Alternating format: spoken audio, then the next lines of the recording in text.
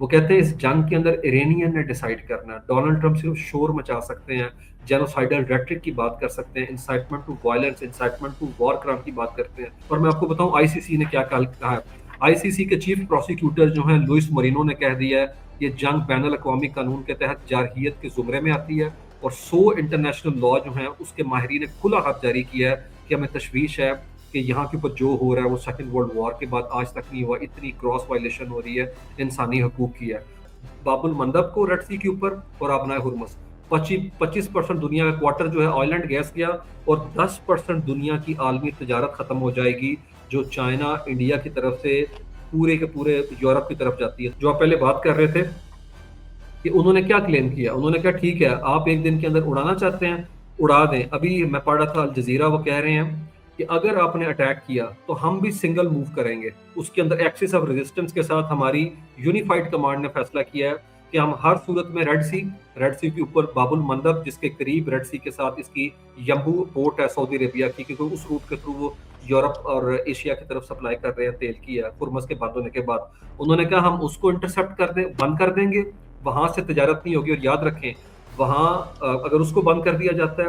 باب المندب کو ریڈ سی کے اوپر اور آبنائے ہرمز 25% دنیا کا کوارٹر جو ہے آئل اینڈ گیس گیا، اور 10% دنیا کی عالمی تجارت ختم ہو جائے گی جو چائنا انڈیا کی طرف سے پورے کے پورے یورپ کی طرف جاتی ہے. تو یورپ بھی بہت بڑا آپ کہہ لیں کہ اس کا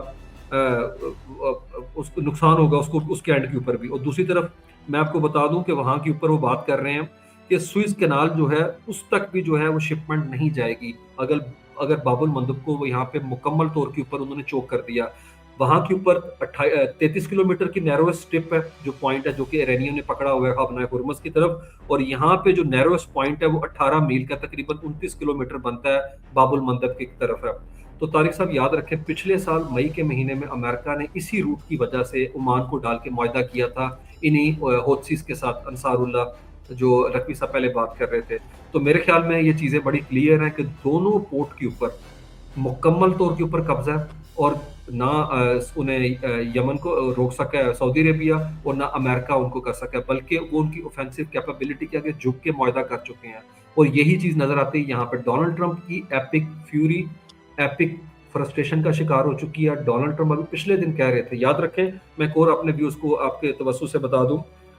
21 مارچ کی ڈیڈ لائن انہوں نے طے کی اٹیک کی، پھر 23 مارچ کر دی، پھر 27 مارچ کی، پھر 6 اپریل کی، اور اب کہہ رہے ہیں کہ ایسٹرن ٹائم کے مطابق منگل کا رات 8 بجے جو پاکستانی ٹائم کے مطابق صبح 5 بجتے ہیں کہ میں یہ کروں گا. تو یہ بار بار لنگر آن کر رہے ہیں وہ. اور یاد رکھیں پاکستان کا چینل اگر انہوں نے استعمال کیا تو ایرانین نے 10 پوائنٹ بھجوائے ہیں جس کے اندر ریجیکشن ہوگی. امریکہ نے کہا ہم یہ نہیں کریں گے. یار ایرانین کیا چاہتے ہیں؟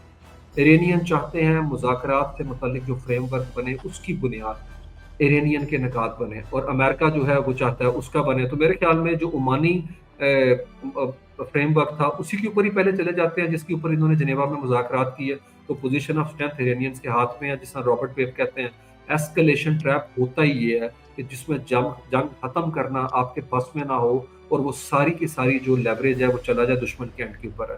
وہ کہتے ہیں اس جنگ کے اندر ایرانین نے ڈیسائیڈ کرنا ہے. ڈونلڈ ٹرمپ صرف شور مچا سکتے ہیں، جینوسائیڈل ریٹرک کی بات کر سکتے ہیں، incitement to violence, incitement to war crime کی بات کرتے ہیں. میں طارق صاحب آپ کو ایک اور چیز بتاؤں، ابھی گارڈین رپورٹ کر رہا ہے کہ امریکن فوجی جو ہیں وہ وار کرائم سے متعلق جو ہیں انہیں ٹریننگ دی جاتی ہے پوری زندگی کہ آپ نے وار کرائم نہیں کرنا. اور ان کے انہوں نے سابق ملٹری ایڈوکیٹ آفیسر کا انٹرویو کیا ہے، انہوں نے کہا ہے کہ ڈس اوبے کر سکتے ہیں فوجی ہے اور یہ ان کا رائٹ ہے. اور انہوں نے کہا یہ ماضی کا قصہ ہے کہ ویتنام کے اندر کئی فوجیوں نے کہا ہم مائی لائی قتل عام جس کے اندر امریکنز نے مارے تھے وہاں پہ ہزاروں لوگ، اس سے وہ بیک آؤٹ کر گئے تھے. اور ایک ہیلی کاپٹر کے پائلٹ نے دھمکی دی تھی کہ اگر امریکن جو فوج ہے نیچے وہ دشمن پہ گولی چلائے گی اس قتل عام میں جو نہتے ہیں تو میں ان سب کو مار دوں گا. اور آپ کو میں بتاؤں ابھی آپ لکھ لیں جا کے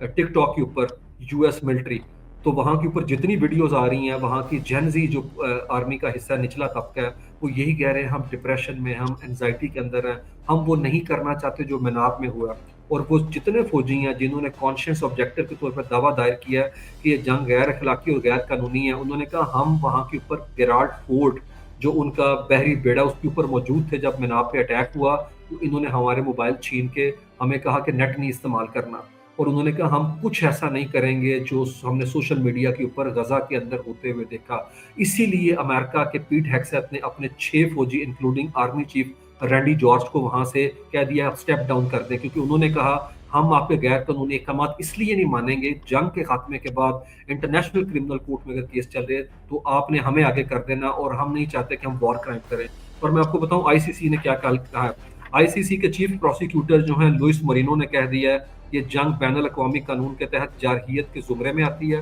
اور 100 انٹرنیشنل لا جو ہیں اس کے ماہرین نے کھلا خط جاری کیا ہے کہ ہمیں تشویش ہے کہ یہاں کے اوپر جو ہو رہا ہے وہ سیکنڈ ورلڈ وار کے بعد آج تک نہیں ہوا، اتنی کراس وائلیشن ہو رہی ہے انسانی حقوق کی ہے۔ اور دوسری طرف ایک اور انٹرسٹنگ بات یہ سامنے آئی ہے کہ جو یورپین یونین ہے ان کی کونسل کے جو چیف ہیں وہ کلیم کر رہے ہیں کہ یہ ظلم ہے، یہ بربریت ہے کہ امریکہ جو ہے وہاں کے شہری ڈھانچے کو تباہ کر رہا ہے۔ تو میرے خیال میں الائز بھی گئے، ایسٹ بھی چلے گئے، اور جو عربز ہیں ریجن کے اندر ہے اگر اٹیک ہوتا ہے طارق صاحب یہ ڈی سیلینیشن کے پروجیکٹس کو ہٹ کریں گے، کیونکہ ایرانیئنز نے کہا ہے ہم پیاسا مار دیں گے ان کو، آپ کے گلف کے جو بھی آپ کے الائز ہے وہاں کے اوپر ہے۔ اور یہ تو وہ پہلے سے کہہ رہے ہیں، بلکہ ایک اور انٹرسٹنگ بات بتاؤں اپنے ویورز کو، انہوں نے کہا ہے کہ 18 کے قریب ٹیک کمپنیز ہیں جن کی لسٹ انہوں نے 4 دن پہلے جاری کی ہے طارق صاحب، اس کے اندر تمام ڈیٹا سینٹرز ہیں اور یہ بلینز آف ڈالر سے بنے، پیٹرو ڈالر سے بنے ہوئے اس ریجن کے اندر ڈیجیٹل انفراسٹرکچر ہے جس کا ایران نے کہا ہم ڈیجیٹل ڈی کیپیٹیشن کر دیں گے، اس طرح سے جس طرح سے آپ نے ہمارے لوگوں کو اب ٹاپ رینکس کو شہید کیا ہے۔ اور یہاں پہ انٹرسٹنگ چیز میں جو پڑھ رہا تھا، نیو یارک ٹائمز لکھتا ہے کہ تمام ریجن کی جو آئل فیلڈز ہیں ان کی مینجمنٹ ڈیجیٹلی کی جاتی ہے گلف اسٹیٹس کے اندر، اور اگر یہ ڈیٹا سینٹر اڑ گئے تو آئل فیلڈ کی مینجمنٹ کرنا نیکسٹ ٹو امپاسبل ہو جائے گا۔ اور ساتھ ہی وہ کہہ رہے ہیں کہ ہیلیم اور سلفر جو یہاں سے گزرتا طارق صاحب وہ چپ کنڈکٹر کے اندر اور سیمی کنڈکٹر کے اندر جو ہے سب سے قیمتی دھات ہے، اور انہوں نے کہا اس کو پھر اپنا کیا کہتے ہیں وہ بھی 45% ابھی تک رکی ہوئی ہے، وہ بھی اس ایریے سے نہیں گزر پا رہی اس طرح سے۔ تو انہوں نے کہا اے آئی کے پورے ماڈلز ڈیٹا سینٹر جو ہیں وہ پوری دنیا کے اندر جو ہیں وہ چوک ہو سکتے ہیں۔ تو میرے خیال میں حالات اتنے سادہ نہیں جو ڈونلڈ ٹرمپ کا ٹویٹ بتاتا ہے، اور ایرانین کے پاس ایسا بھی نہیں نشانے کے اوپر امریکہ کے مفادات نہیں ہیں، ان کے پاس ابھی بھی کر گزرنے کو بہت کچھ باقی ہے۔ آپ دیکھیں حماس کے علاوہ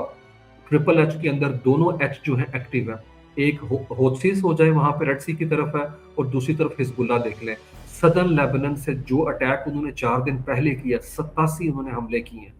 اور ابھی وہ کلیم کرتے ہیں کہ ہم نے جو ہے ان کی جو صلاحیت ہے جوابی وار کرنے کی مکمل طور پہ ختم کر دی ہے۔ تو میرے خیال میں دونوں پراکسیز کام کر رہی ہیں، اور ایران جس طریقے سے ریٹیلیٹ کر رہا ہے اور 48 گھنٹے کا اس نے کہا ہمیں نہیں چاہیے سیز فائر ہے، یہ چیز ان کے اسٹریٹجک کانفیڈنس کی علامت ہے کہ ایرانین بلو بیک کرنے کو تیار ہے، اور ان کی ایپاٹائٹ شروع سے تھی اس جنگ کو لنگر آن کرنے کے لیے۔ اور میرے خیال میں بڑا فیئر پوائنٹ ہے ان کا کہ اگر ہم نے انہیں مہلت دی تو اس وقفے کو استعمال کر کے دوبارہ سے فل بلون وار کے لیے یہاں پہ اتر جائیں گے، اور ہم انہیں یہ نہیں کرنے دیں گے۔ جی